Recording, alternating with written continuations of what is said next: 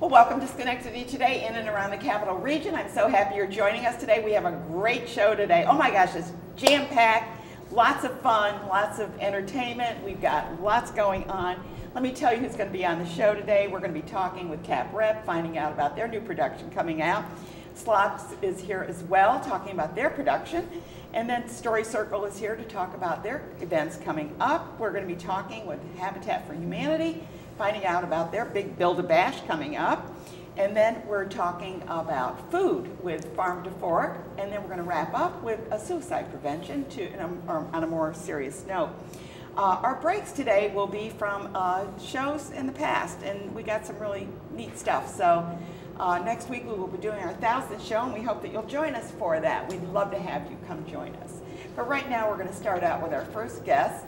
And I must say there's a fly in the room, so if I do anything like this, it's because of that. So it has nothing to do with you guys, right? Okay. I have Maggie Mancinelli-Cahill sitting next to me. She is the artistic director of Cap Rep, and then she's brought, oh, and you know, I wrote it down one place and not the other because you popped in on us here. Stephen McNamee? Stephen Nakame. Okay, and he's the director of Sex with Strangers. That's got to be in a good direction there. And then we have the two actors here behind me. We have Jenny Strasberg, yes, and you're yes. playing one of the main characters. Yes, I'm playing Olivia Lago. Okay, and we have Ben Williamson. Is that correct? And you're... That is correct. Okay, yes. I can't wait to hear about this. Very good. But it's not what we think it is, right? No, not all of it. Of course, we don't know what you're thinking. Nobody ever knows what I'm thinking. That's right. But we're going to start out. Well, let's ask Maggie about this because you come up with you select these plays. First of all, I want to tell you how happy we are to be here, and I know that on your 999th show, I know. What a number! And I can't wait for your 1000th. So congratulations yeah. to you. You know, I like to come in the fall because it always feels like this is the beginning of our season, even though our season starts in the summer. But this really feels like school starts and the season, you know, really gets going. So our first show is a contemporary dramedy, which is what they call something that it's a drama with a lot of humor in it. And it's called Sex with Strangers. It's by a wonderful American playwright named Laura Eason, who also writes for House of Cards, which is a real that Kevin Spacey. Yeah, the Kevin Spacey Netflix series. And it's a very smart, funny play about two people who meet in a snowbound bed and breakfast where there's no Wi-Fi and there's no telephone, and so what else is there? What else do you do? You know, that's I can't think of anything else. But it turns out they're both writers, and they both have very different viewpoints on what is right and wrong in America in writing today. One writes a blog, one writes novels, and they do get very close, and then they find out who each other really is. Oh, you really and don't know? Oh. That's really what the play is really about. It's about America. It's about America. So, but I'll let Stephen just talk about what the show is really about. Did you pick the play, Stephen, or it was this one that someone said you're it? Well, Maggie had picked the play, and somehow she thought of me for this. Yeah. Stephen is wonderful. Stephen directed our show 4,000 Miles. Oh my. And he's extremely adept at character-driven work. And because 4,000 Miles was, you know, really about the acting, he's really good at getting in there, working with the actors, and I'm sure they'll tell you about that. Yeah. So I thought he would be perfect for this show. Well, thank you. So, do you like this, the play? You have to really like a play. It's really interesting. The playwright says it's about the present moment, which is kind of dealing with ambition. How far will you go to achieve the success you want? Mm-hmm. And it also deals with what's public and what's private these days, because everybody's sharing everything on the internet. Oh my gosh, yeah. Ethan has a line that says, "Oh, it's the internet. It doesn't matter." You know. She said it's a lie. He goes, internet doesn't matter, you know. Well, so you can believe everything on the internet. Exactly. Is that right? In the web, I mean, everything's truthful, right? Completely. Nudge, nudge, wink, wink. Yeah, and so really, it's about these two characters who meet and are intimate with each other, and then you discover that the guy that you like, that you've been intimate with, has a blog called Sex with Strangers. Oh, now, that would be my worst nightmare, you know. Thank goodness I'm past the point of having to worry about these things in my life, but it would be, but that's who they play. Jenny plays the author, and Ben plays the young writer who has a blog. You're the blogger. Okay, let's get to those actors there. What was it like to play? I mean, did you tell your mom, Mom, I'm being in a play and it's called Sept with Strangers? Yeah, I told her, and she was like, great, can't wait to see it. Good for your mom. What did your mom say? She's seen me in some pretty weird things over the years, so this wasn't a shock. She just thought this was pretty much, run of the mill, and also understands the difference between, real life and not. Right. But yeah. Well, so tell me a little bit about yourself, Jenny. How long have you been acting? Oh gosh, I have been acting.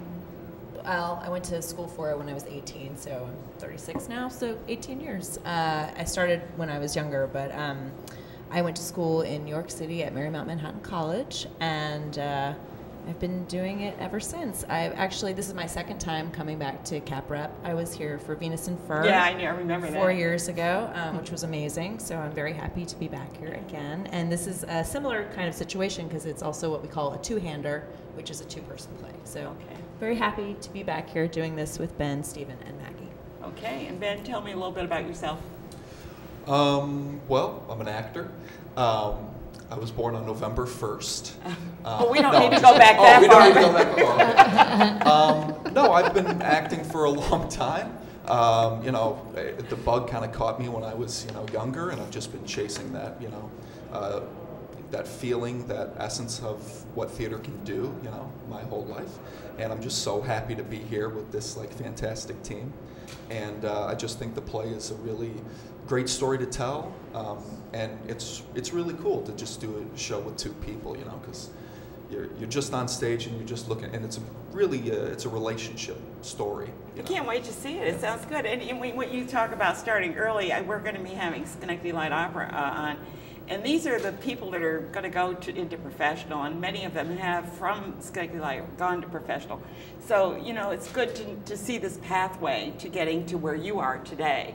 And perhaps Broadway next, who knows? Who knows? That would be lovely. In the meantime, I think we're both really happy to be here. You're happy doing what you're doing. Stephen's an amazing director. I feel by the time that this show is done, I'm going to be that much of a better actor. We've really had the time to sort of dig into things, and a lot of times with regional theater, professional theater, you just don't have as much time as you wish to have. Exactly. But Ben had actually done the show before, so we both you've done this show before? Yes. Oh, so you don't have to worry about the lines. You got them down pat. Well, in some way, yeah. But then you're also rediscovering them because it's all about totally the chemistry. And you have a new director too that's going to be looking at it from a different way. When is this play happening? So we start previews on the 22nd. Yep, on the 22nd. It runs through October 16th. And we open on the 26th. Oh, wonderful. So, but you can start seeing it on the 22nd. Yeah. Oh, this is really exciting. And I know that we have just a second or a few minutes here, or a minute or so. But you have a new building that you're looking at too, that you're going to be using for other purposes. We have bought a building in downtown Albany, and I'm thrilled about it because it is going to be the home for a rehearsal hall, our costume shop, our production shop, and some housing, and maybe some housing near it. And we're very excited because it's part of a much bigger urban project that's really going to turn a neighborhood around, and we want to be part of that and have classes for the neighborhood residents, so that they can come and learn, what happens behind the scenes in theater, because that's really where theater is made, is really behind the scenes. Exactly. And so, we need everybody to get involved. So it will really help us develop what we do on stage, things that we will never see, but it will really, really help our crew. We're very excited about it. Well, this is wonderful. If you'd like to see the play, you can get your tickets at proctors.org. You can get your tickets, and make sure you get to the right site, right? CapitalRep.org, and it'll get you your Capital tickets Rep will get you there too. Online, both of those places will get you tickets, and we hope everyone will come out. It's a very exciting show. It's going to be fun. And I always ask this question: age? Oh, I think of this as an R-rated movie. Okay, it's an R-rated. Okay. Yeah, because it has adult themes and people are being frank with each other. I always like to ask that. So an R-rated movie. Yeah, just so everybody knows what we're looking at. Okay, yeah. great. So this is Cap Rep. If you want to check it out, they previews start on September the 22nd, and it runs through October the 15th. You won't be disappointed. I have never been disappointed with a show or a play or a musical. Whatever they do at Cap Rep is done so well. It's an equity theater, so we know we've got top-of-the-line people. And there they are, sitting in the back. Yeah. Jenny and Ben, thank you so much for being here, and I can't wait to see you on stage. Yeah, make sure you remember all those lines. If you don't, you can fake it, right? Sure. Well, that's faking it? Wait a minute. No.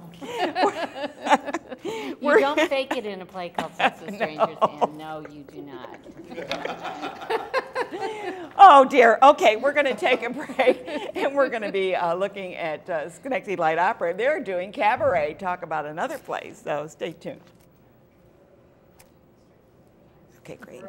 Okay. Bully Busters. The Bully Buster? That's right. What's a Bully Buster? Well, a Bully Buster is a person. I know what a belly buster is, but I don't know what a Bully Buster is. Well, a Bully Buster is somebody who is strong against bullies. Oh. We're doing this with the Saddlewood Elementary School in Colony. Uh-huh. And they wrote a grant for us to come in and build a show about anger management and how to deal with bullies in school. That's a really good idea.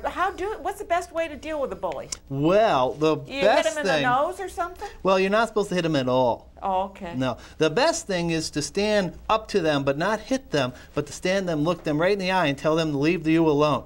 Okay. And if that doesn't work, see if you can get your friends to help you out. Okay, that's good. But what happens is, even if they keep picking on you, they'll know that it won't be as fun anymore, because what bullies love is when you get all upset. Well, that is true, because it's cabaret, and of course this is one of the standards of theater, isn't it? And Peter here is the director of it, and you're also involved with SLOC. You're the president? No, I was. You were the president. My term is up. I know, well, those things change. You can't always keep track of that. But anyway, and then next to you, you have your James Alexander. Hello. And then we have Heather. Hi, Heather. Hi. Good to see you. Heather Liz, I guess. And then behind us, we have a Standards of SLOC. They've been around for a while, and we see them at different performances, and they are fabulous. And it's Gary and Melissa Hoffman are here, Putterman Hoffman, and we're always pleased to bring them on the stage. But tell us about Cabaret. Oh, so we're really thrilled to be able to open up the SLOC season, our 91st season, with such a great play. Sort of a classic of American theater. It's 50 years old now, but it is amazing how it remains relevant through all that time. It does. It yes. does. Yes, it does. And set in 1930s Berlin. Where there was really a culture, interestingly, a culture of kind of openness. It was a place where people came, and there was this cabaret culture and performances, and so the show reflects that part where it's sexy and fun and funny and energetic.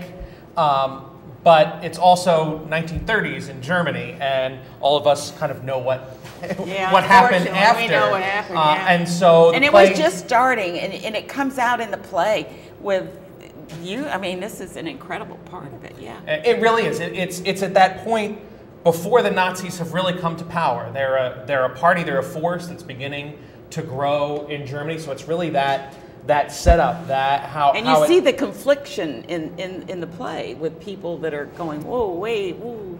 There's definitely where you can kind of see it grow in individual characters and how they react to that kind of attitude that's suddenly becoming part of the public consciousness. It's a relevant play. And what part do you play? I'm James Alexander. I play Clifford Bradshaw, which is something funny about it is in many ways he seems very divided from what's going on. He's an American traveling through Berlin trying to write a novel, and he meets a British woman who comes to live with him. I won't give too much away. Yeah, well.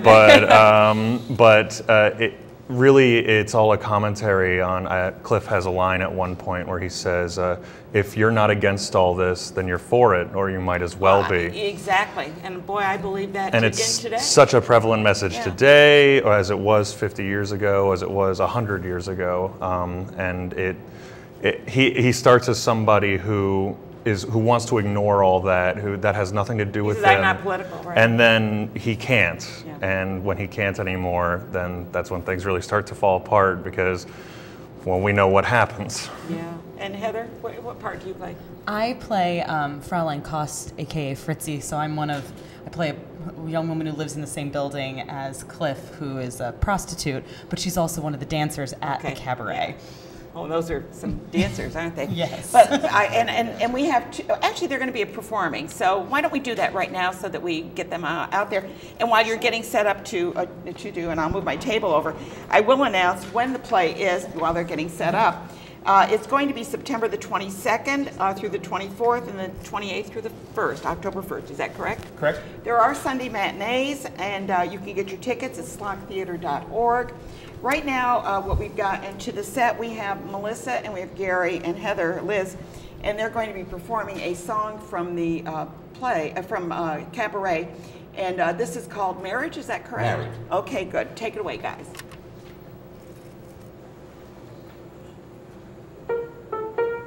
You hesitate because you have never been married. It frightens you, but I assure you, it can work wonders. How the world can change. It can change like that, due to one little word, married. See a palace rise from a two-room flat, due to one little word, married. And the old despair that was often there suddenly ceases to be. For you wake one day, look around and say, somebody wonderful married me.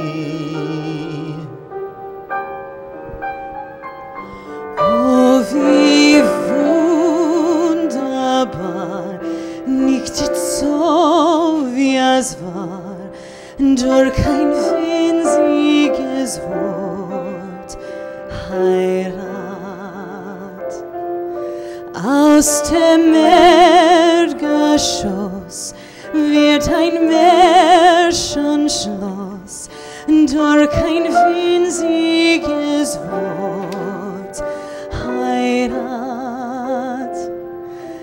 Und das Grau in Grau wird auf einmal blau, wie noch kein Blau jemals war.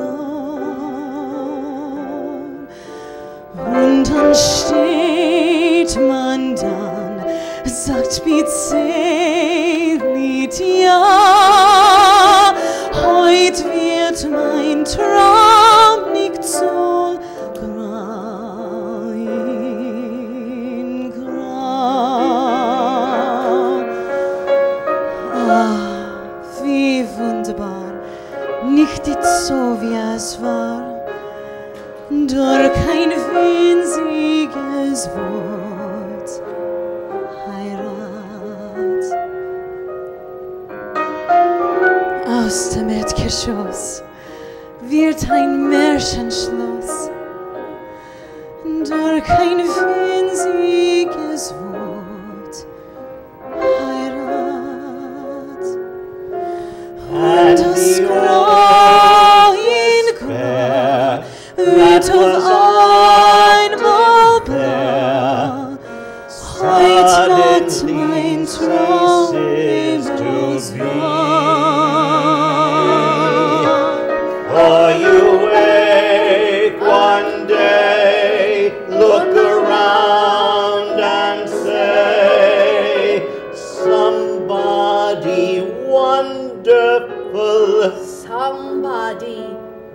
wonderful. Married me.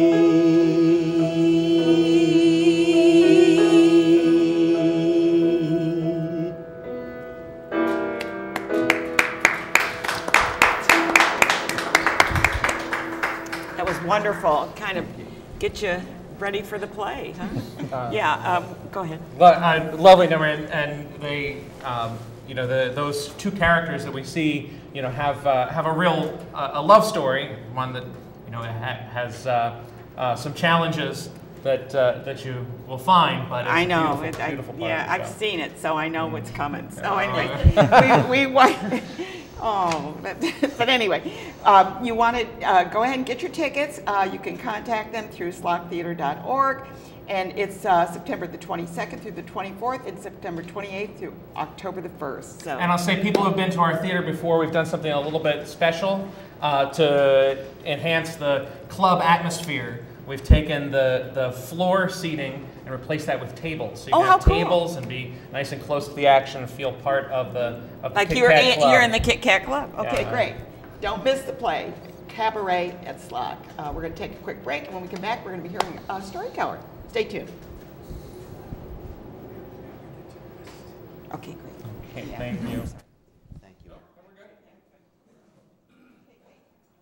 The action that feeds them. That's right. And you know, that works for adults too. That's right. And that's what we're hoping, because this will teach, hopefully, kids when they get older how to deal with some of the stresses when you get older. Yeah, because I know a lot of adults have a problem with that. They get pushed around and they kind of like stuff it, and it gets worse. Boy, I know somebody. He's down here, right here. He was like that. He was bullied a lot when he was a kid. Really? But I can't imagine that Mark was ever bullied. 3, 2, 1. Okay, and here we are back again. I have Kate Dunning with us, and she's a storyteller, and we're going to find out about a couple of events that are coming up. They have Story Sundays and Wordplay. So tell us a little bit what's going on. Well, Wordplays is our series at Proctor's. It's our 11th season here, and we'll have 5 events. And the first one is September 24th at 2 p.m. up in the Fenimore Gallery, above the box office. Mm-hmm. And all the stories will have something to do with awakening. And we have a bunch of tellers: Betty Cassidy, Claire Beetlestone, Joe Doolittle, myself, Marnie Gillard from Schenectady, Margaret French, and Sandy Schumann. And we have some folk tales, we have some personal stories. Storytelling has gone on, as you said, since I think people have been telling stories around the fire. I took my little spear and I got that mastodon before they did the paintings. Well, and there are still some cultures that don't have a written language that are still using the stories as instructional. So you're going to be telling a story today too. Yes, and then we're going to be talking about the story circle, right? I mean, not story circle, the story Sunday. So would you like me to tell the story now? Yeah, why don't you do that? Okay. Then we'll wrap it up with the bump in the night. Okay. I used to think that Christians were the only ones that had a golden rule, but that's not the case. I learned from the local interfaith story circle that many religions have a golden rule. The Muslims, for instance, their golden rule is, none of you truly believes until you wish for your brother what you wish for yourself. So when I was working on my most recent CD, learning about Muslims, I thought, I wonder if I could find any stories in the news that show how Muslims are following their golden rule. And here's one of those. 2 years ago in Houston, they also had very bad flooding. The storm wasn't as bad as the latest hurricane that hit them, but still it was bad enough that the highways were flooding. And there was a woman there, an African-American woman, Malaika Mohammed, a Muslim, whose home was above a slight rise above a highway. So while she knew the highway was going to be filling up with water, so she was watching, and she saw a car get stalled there, and she thought, well, they're going to get out. but they didn't. She said, oh, they can't stay there. You know, the waters get deep enough that they can sweep a vehicle away. I'll have to go out. I wonder if the bayous have started flooding yet. You see, Houston is known as the city of the bayous. They have 10 of them. And there are creatures in the bayous that normally stay there until the flooding starts, and then they join the floodwaters. But nonetheless, Marika went out. The water was up to her knees. The wind was a mere 35 miles an hour, much less than the recent hurricane that we've seen. But it's a lot when you're walking through knee-deep water. She got to the car. She convinced them to follow her back to her home. But she kept on watching from the window. And when the second vehicle stalled and the people didn't get out, again she went out with the water up to her waist. And she thought, oh, I wonder, oh, there was a sinuous movement. She, oh, I hope it's not one of the snakes from the bayou. But she kept on, and again convinced those people to come with her. For the third vehicle, the water was up to her chest. And she thought, oh, the alligators are going to be out there, but I hope I don't run into them. She went out a third time and brought those people back. All in all, she saved 7 people. When she was asked, you know, when she was praised for her action, she said, well, I wouldn't have wanted someone just watching me from a window. I had to go out and help. And to me, that was a different way of saying, none of you truly believes until you wish for your brother what you wish for yourself. But Malaika went beyond that. She acted on the Muslim golden rule. That's a wonderful story. Yeah. So that's the kind of story you're going to hear at some of these events. It could be. Yeah. I actually will be telling another one from my CD, Learning About Muslims, about an epiphany I had at the first time I was at a mosque. Oh, okay. Yeah. So these are the stories that you're going to hear. And you know, if you're ever interested in maybe perhaps thinking you have stories to tell, or you would like to start telling stories, they certainly will help you find that path for yourself. Mm-hmm. One of the things that's coming up, and they do have one on Sundays, which includes usually a dinner, yes, and of courses and all that good yes. stuff. Yeah. We will be having our 125th Story Sunday at the Glenn Sanders Mansion the following week, October 1st. And that includes, those productions include the entertainment from the storytellers, 4 courses of stories interwoven with 3 courses of food, and the price includes the 3-course dinner, the entertainment, coffee or tea, tax, and your tip. So one of our people who comes all the time says it's the best entertainment value in the Capital District. I know, I've heard that so many times, yes, and it is a great way to spend a time with your friends and to enjoy some great stories, and it's a nice way to. And you're doing Bump in the Night. Bump in the Night. It was the topic chosen by our tellers on October 1st, Barbara Chapitis and Mary Murphy. And they promise stories of haunting and the haunted, as told by those master storytellers. How wonderful. Well, I hope that you get a great turnout for that, because it's going to be a great way to spend an afternoon, or it starts at 5. It starts at 5 to 8. Yeah. And if you are new, we give you a $3 discount, thanking you for trying us out. And if you bring someone new, you get a $3 discount, a finder's fee. Finder's, I love that. But only 1 discount per, you can't bring 5 people and get $15 off. No. We don't have a shoestring budget. No, I know. We have a dental floss budget. So anyway, check it out. It's a great way to spend some time. They do whether you go to the Fenimore Gallery and enjoy that afternoon on when they have their afternoon event, and then of course you can do the evening event on a Sunday, and they do 125. Wow. Yes. Wow. Joe Doolittle and I, we just got started, and we've just kept on chugging along. I know you have. Yeah. And our website, storycircle@proctors.org, has a YouTube button, And then we have a YouTube channel too, and over 200 of our stories have been recorded there. So you can listen to some of those stories and maybe find out if you'd like to get involved with that as well. Thank you so much for being here today. It's always good to have you, and I loved your story today. It was so appropriate. We're going to take a quick break, and when we come back, we are going to find out about Build-A-Bash. What is Build-A-Bash? Stay tuned. Okay, great.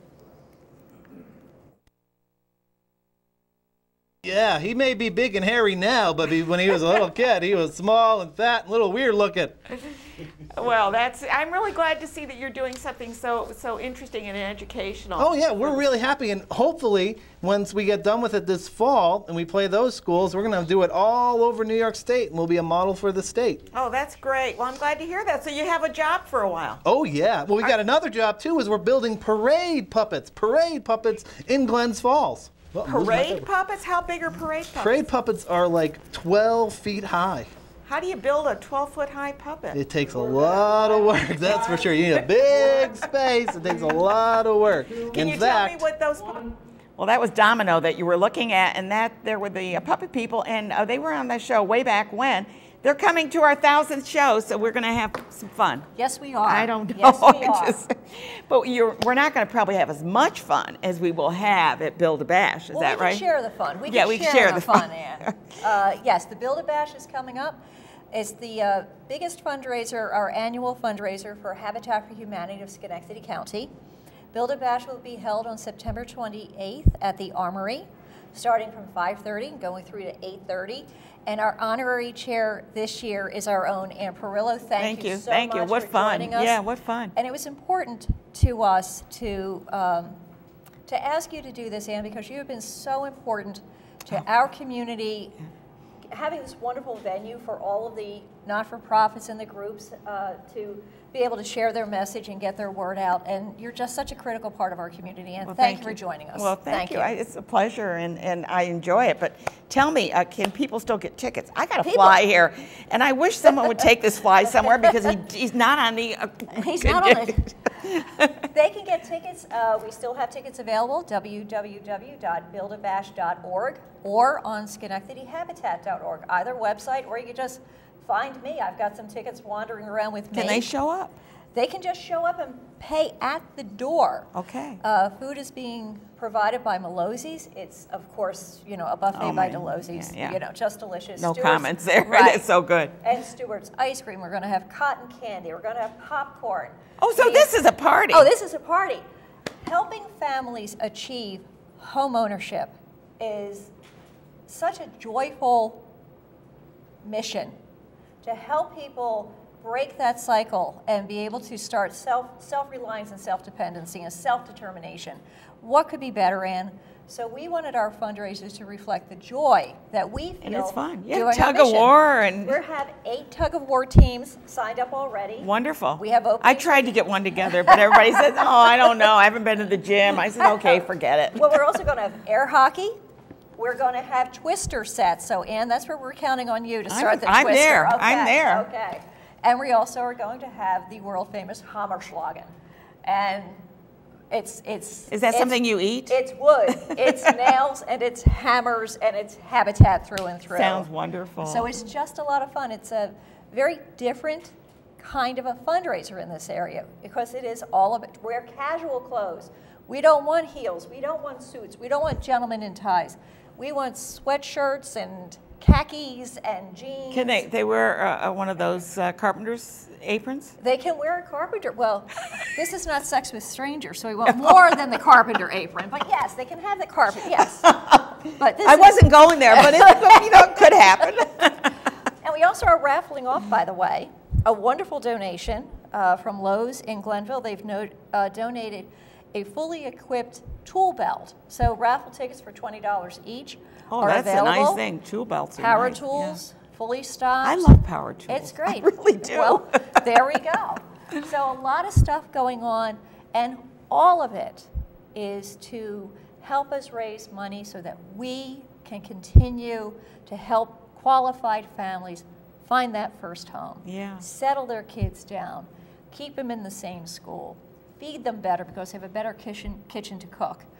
all of those things. You do so much good. And, you know, one of the spokespersons, I guess I hate to say spokesperson, but Jimmy Carter put his feet on the ground. Yes, he did. He does it. He works to this day. He's in his 90s. Yes, he and Mrs. Carter are on site. They are not there for the photo op. They are carrying the lumber and they are pounding those nails and sawing the boards. They are doing the work. So I had the privilege of being down in Atlanta at HFHI headquarters, and I saw President Carter and his wife speak to us about why they are with Habitat. And it was an honor, and it's They're an something I will never inspiration. They forget. really I will are. never forget. Inspiration. Right. Because, you know, a lot of people being in political office could sit back, put their feet up, and say, you know, oh, Let's well, start a foundation, I've done it. right? Yeah, no, not them. They, as I said, they work those sites. They work at it. One thing I think, let me go back to the bash for just a minute, because I think you'll enjoy this. We're going to have furniture from the Restore available. Isn't that great? And they can buy it. They can buy it right there, Ann, and I know you love our Restore. I know, I do. I love their Restore. Have you been there? If you haven't been to their Restore, go down there. You know, you're not going to be able to say, well, I saw it last week, let me go back. No. If you want it, get it now, because those things move out. It's 115 North Broadway, and depending on your generation, we can tell you it's either the old Gold Stocks, or it's the TV station. It used to be SAC TV. Or it's directly across the street, kitty corner to Pinhead Susan. That's totally generational. How and there is parking lot. Don't park in their parking lot. Park across the street. Across where it's free for 2 hours, and you're absolutely right. So we're going to have. We're bringing in some couches, some kitchen tables, a variety of the. And don't limit yourself to the ground floor, because they have the upstairs, which is amazing as well. And that's Ron Park, so come in and say hi to me. Yeah, say hi. She's behind her desk. That's right. Got her feet up on the ground. No. But it's, you know, the thing about donations to Restore, it's this kind of inherent fundraising that's really good. When people donate to us, we sell these wares at deeply discounted prices, and it's a twofer for our community. Again, we are building more homes because it's helping offset our costs, but also it keeps all this stuff out of the landfill. So it's absolutely. Reusing. Well, not only that, but then people can get reuse. See, to me, it's reusing, and you know, I hate to see stuff go in the landfill. You know, if you can reuse it, think of, you know, open your mind. How else can I use this? I have this box. Well, maybe I could sort out stuff in my closet by using that box that way. You know, there's ways of doing things rather than. Old tools come in, so if you're a collector of old tools, please buy them before my husband finds them. Yeah. Please. And can people donate their tools to you? Please do. Please do. So you'll take donations of. Call us up and we send a truck out and we pick it up. We make it as easy as pie. And if anybody can make it easy, it's Madeline. I've worked with her on a number of committees with Kids Art Festival and stuff, and I'm telling you, she is the easiest person to work with I've ever worked with. Oh, yeah. No, that's true. That's true. I'm not just saying that. Well, Betsy is too. I like her. Betsy's the best. Betsy keeps me fed. Good. I wasn't going to leave you out, Betsy. So anyway, so we've worked together and had a lot of fun. But please, I'd like to say hi to you actually at the Build-A-Bash. Yes. I will be there. And I'm not giving out autographs or anything. I just want you to come and enjoy a great night of fun and just have a good time. And again, Ann, thank you so much for joining us. It's my pleasure. To my heart, it meant so much for you to be part of it. Yeah. Thank We're going to take a quick break, and when we come back, we're going to be talking about another big event that's coming up called Farm to Fork, because we're going to find out how good food and forks and the Maybe Farm go together. You'll find out. Stay tuned. I'm Ann Perillo. Okay, good. Okay. Great. Thank you.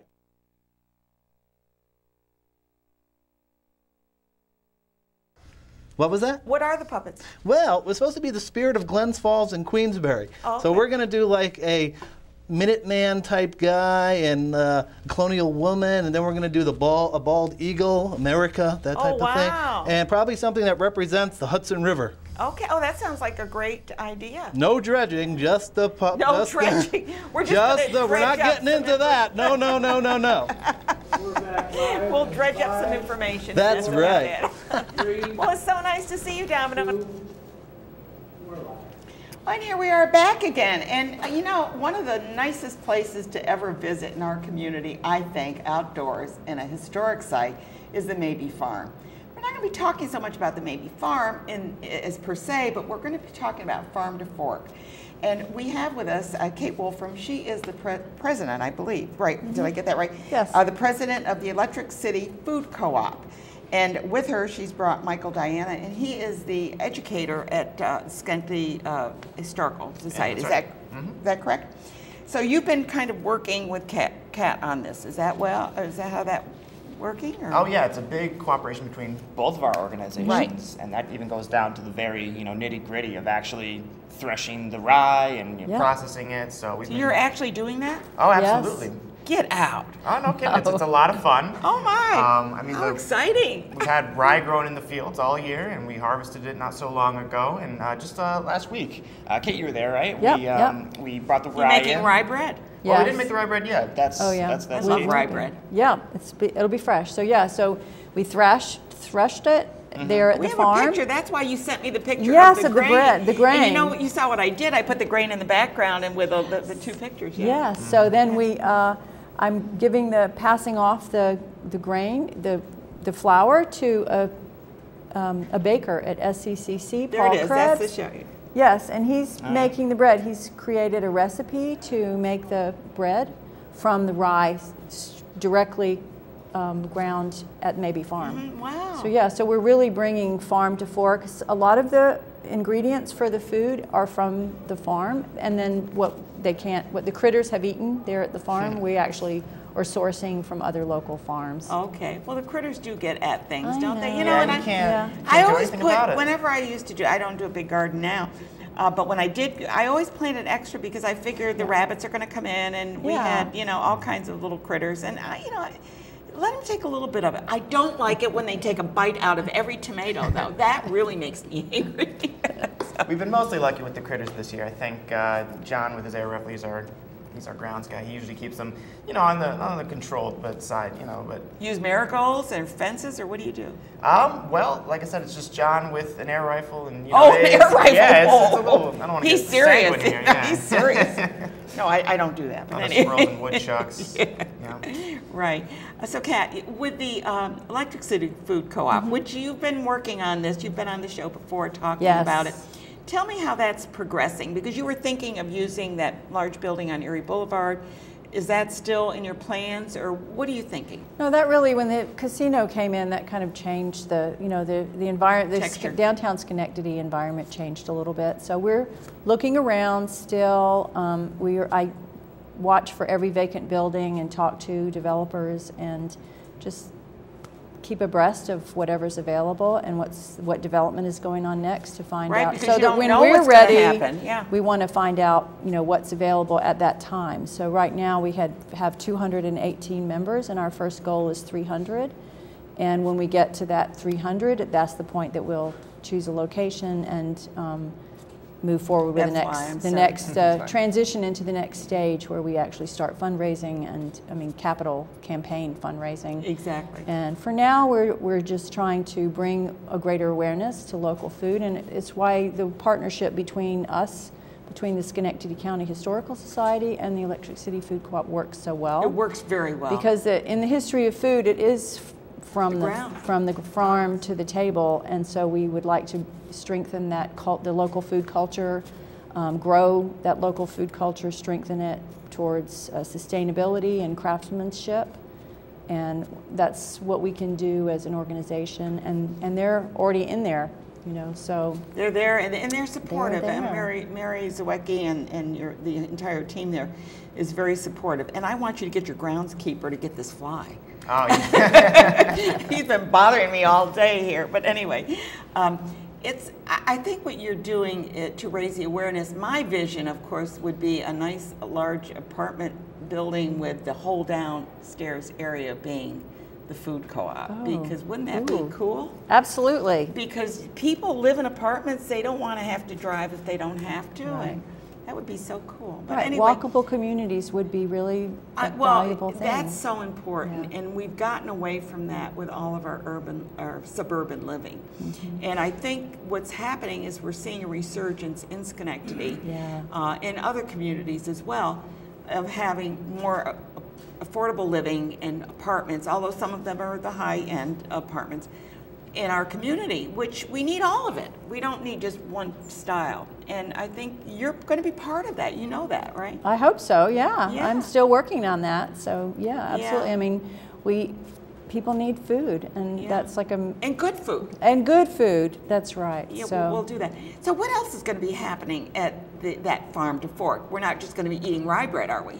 Yeah, with butter on it? No, we got a whole menu. Well, let's talk about we that. got some music as well. I'm really looking forward to that. It's a local band. We have really all kinds of things going on. Okay, so you're going to be, since you're into education, of course, will you have any, because sometimes they have people doing demonstrations, will they be doing that? No demonstrations planned for right now, because we don't want to, we need all of our hands on deck to make sure that the event runs smoothly. Those demonstrations we usually save for our festivals, which we've had. We just had our craft festival. You just had your craft one. We just had all those Wonderful, and we have the Fall Foliage Festival coming up in October, so we don't want to get people, they're going to see it all tired the time. of our demonstration. Yeah, I've seen that before. Yeah, right. So what are you doing for food then? Are you having this is a fundraiser, obviously. Right. So what you're looking for is having an event, and we didn't say the date at all. I think it's Saturday, September the 16th from 5 to 9. It is $50 a person. It's going to be in the Dutch Barn. I'm sorry. And what kind of foods will they be? So we're having this fresh made bread and some salad from a local farmer, and then we're having a watermelon gazpacho. And oh, that sounds good. Yeah, it's really delicious. And then for the main meal, we're having chicken from a pastured farm near here, and West Wind Acres actually. And then we're having kale and braised kale and roasted root vegetables, and then a pumpkin custard for dessert with eggs from the farm, from your eggs. We got plenty of those. Yeah, so the eggs on the farm. Like 4 dozen just sitting in the fridge. That's what we need. So well, and we're having vegan options as well. Okay. So there's a whole vegan. Yeah, we tried to do that as well. Correct. And most of the times when we have vegetarian and vegan, there's a different style of eating, gluten-free. I mean, there's all of something. it. We want to hit all those. And most people who have special needs can usually see what foods are being prepared, and they can, make a choice. And when you're talking about farm to fresh, I mean, these are all natural foods, so they, they haven't been processed, and there's a lot of other stuff in them. I don't know what it is, but it's important to support organizations that are trying to bring healthy living, and because really it's about healthy living, healthy food, and not only that, but we're supporting the farms that are in the area. That's right. And we are a sustainable community because we have so many farms that provide us with different foods. Yeah. Oh yeah, I think it's really impressive. Like the amount. I'm sorry about the fly. Oh no, it's fine. He's my friend now. The number of kind of like locally grown and processed foods, like when you talk about the local breweries here, just all that kind of stuff that's coming. And wineries too. And wineries. It's just I think it's a really great time to be in Schenectady. If you're very food conscious, if you're very health conscious, I think now is a better time than ever before. Absolutely, and we have a lot of restaurants that are focusing on having foods that are natural and organic, and it's really important for us to be thinking that way. And I love what you're doing. I absolutely love what you're doing, and I hope I'm very excited. So much success for you. And I want to see that apartment with all the entire downstairs being your awesome. food co-op. It would be so great. Yes. And you could be there too. Oh yeah, I'd be happy to visit. Yeah. Shoo the flies away. Yeah, right. That's put up some paper, little strips there. Oh no, that sounds terrible.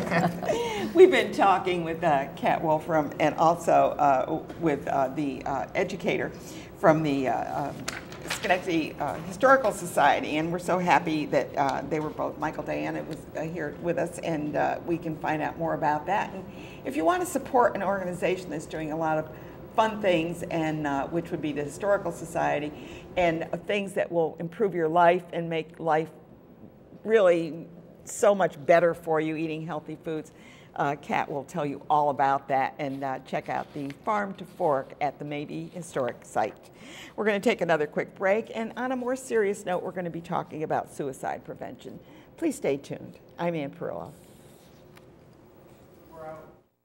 You lead a very exciting life. Oh, not really. I just mostly stay in a trunk, and they take me different places. Oh, okay. Well, let's hope that you stay out of that trunk and get out and do some really great stuff. I hope so too. And be sure to leave one of those newspapers with me, and I'll read that. Oh yeah, they're here at the studio, so come on down and get them. You can get the Puppet People News. That's right, Puppet People Post. Post. You got an alliteration there. That's right, a lot of alliteration.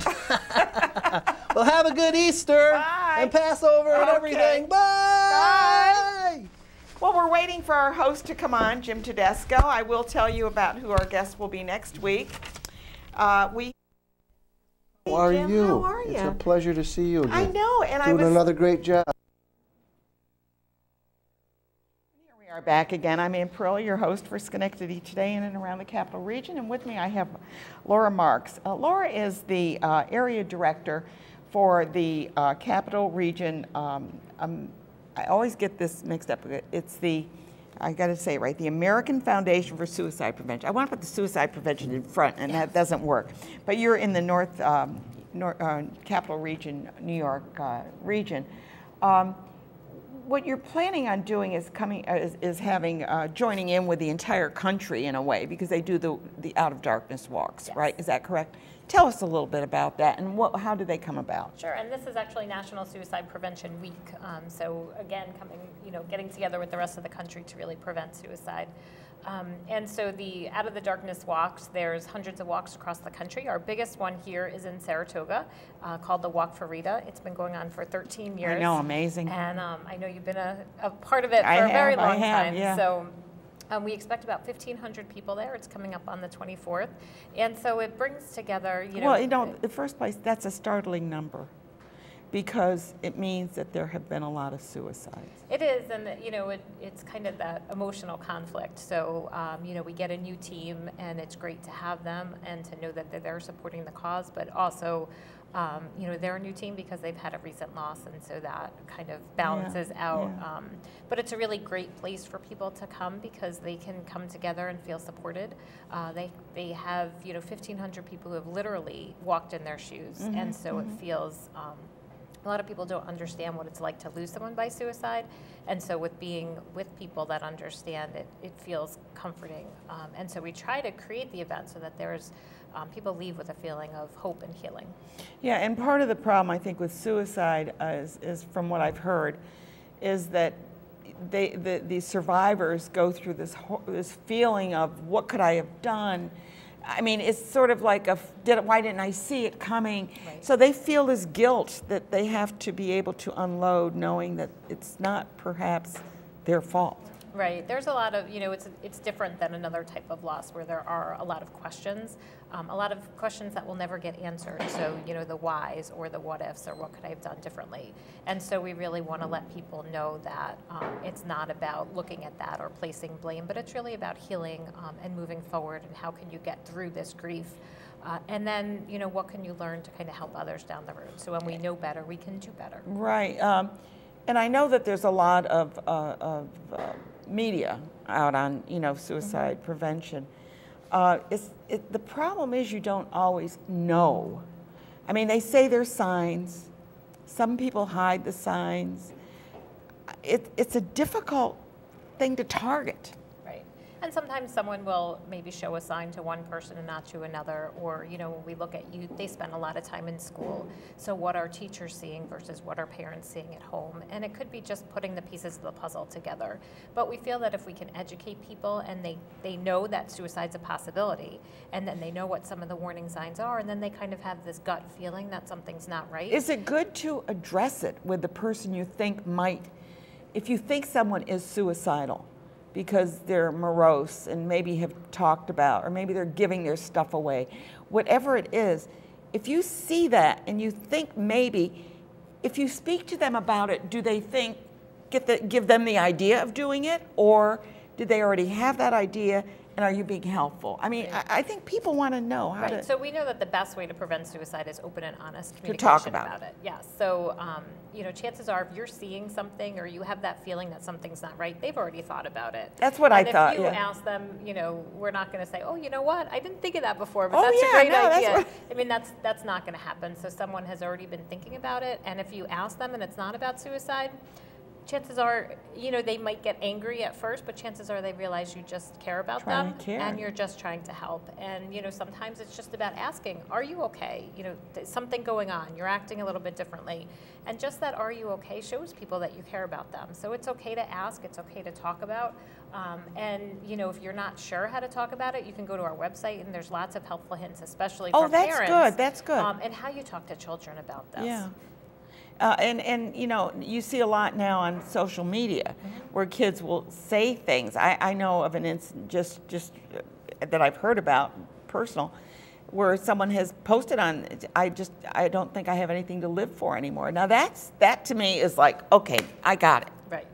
And sometimes with social media you see that, but you don't always know how to get to that person. So sometimes you're just, kind of Facebook friends. I mean, what are you going to do? Say, with a sad face? Right. But no. there are, especially Facebook has come up with ways to report suicidal posts. So we should all did not be know aware of that. that as well. So where you would report, any other type of inappropriate post, there is a way to report a suicidal post. I had no idea. And then Facebook can send some messages and try to get in touch with that person. So, we don't need to sit and monitor people's posts all day long. No. But if you see something that seems concerning, then figure out if you can reach out to them, how you do that. If it's a youth, how you can get to their parent or somebody that may be able to, get to them in person. And school counselors should be, what do you do when you see a kid that's having trouble? Usually you say, well, go talk to your guidance counselor. Are they the right person to go to, or they're certainly a resource in the school. Okay. There's other, kids that have it great because there are so many resources available to them. There's, the social worker, the school psychologist. Sometimes it's even their favorite teacher. A lot of kids will say their health teacher or their art teacher may be someone that they would go and talk to. And that's a great resource because then they can really point them in the right direction. Right. We know that teenagers may not always talk to their parents, but there should be some trusted adult in their life that they could talk to, somebody who can really get them the help that they need. Well, it's not... Their parents, they're authority figures, so they kind of don't always want to talk to them about that. So you're right. Go to an aunt, go to a pastor if you're go to church. Talk to your scout leader, anybody that you think might be able to understand what you're going through. Yeah, they need to identify. And when we work with youth, we always ask them to identify someone in their life ahead of time, before there's a crisis. Yeah. Because when you're in crisis, it's hard to know. It's too late to do that. I do want to remind you, we're almost out of time, that you can really go to this. There's no registration fee. You can show up. They certainly are looking for donations to help support their mission. But this will be on Saturday, September the 24th. You go to the state park, go to the Orinda Pavilion, and that's where it starts. And what time should they arrive? 9 o'clock is check-in. The opening program begins around 10:30, and then we'll walk right after that. Okay, and we've been showing the photos as we've been talking.